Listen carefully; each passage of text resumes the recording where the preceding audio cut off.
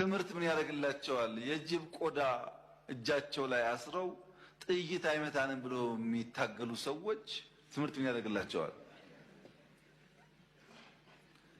በቅርቡ አንድ ቦታ ላይ የጅብ ግልገል ተሸክመው ሲሄዱ አገኘናቸው። ለምን ሲባል ጥይት እንዳይመታን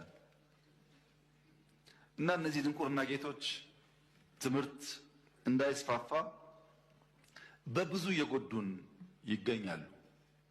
ልጆቻችን እንዳይማሩ የድሮ ሽፍቶች እንኳን በየአካባቢያቸው ያሉ መድረሳና አብነት ትምህርት ቤቶች አይዘጉም።